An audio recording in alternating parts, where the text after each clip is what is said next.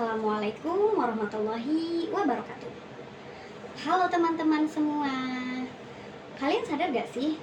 Sekarang hampir semua hal di hidup kita gak bisa lepas dari media sosial. Bangun tidur buka Instagram, sebelum tidur scroll TikTok, kadang malah buka X atau Twitter buat curhat atau cari hiburan. Tapi pernah nggak kita mikir, sebenarnya media sosial itu bantu kita berkembang atau justru bikin kita terjebak? Teman-teman, media sosial itu sebenarnya punya sisi positif loh. Kita bisa belajar hal baru, cari inspirasi, bahkan bisa dapat penghasilan kalau pintar manfaatinnya. Tapi di balik semua itu, ada juga dampak negatifnya yang nggak sering kita sadari. Menurut laporan WR Sosial tahun 2024, rata-rata orang Indonesia habisin waktu lebih dari 3 jam sehari cuma buat main media sosial.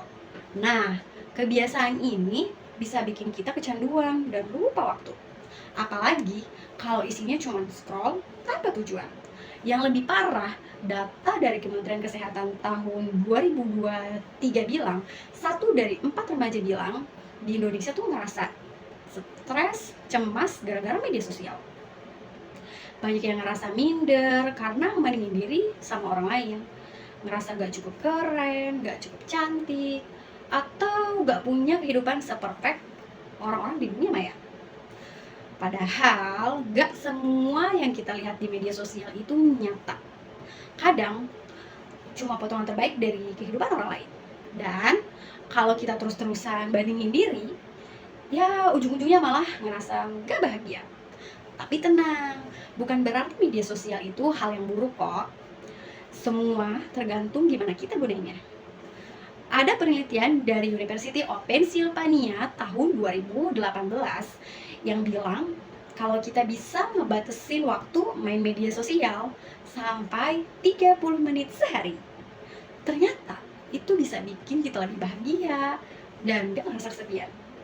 Jadi, daripada dipakai untuk hal-hal yang bikin stres, mending kita manfaatin media sosial buat hal-hal yang lebih positif, seperti cari inspirasi belajar, nunjukin karya, atau ikut kampanye sosial yang bermanfaat.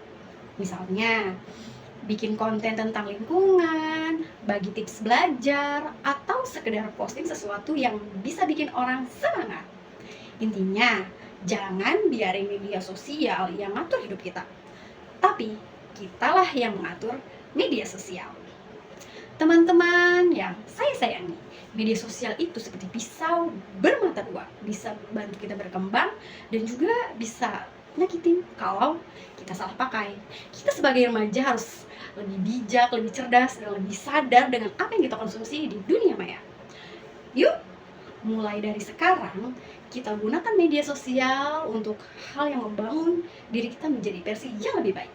Ingat, dunia nyata itu juga penting, bukan cuma dunia maya yang ada di layar HP. Terima kasih udah dengerin. Wassalamualaikum warahmatullahi wabarakatuh.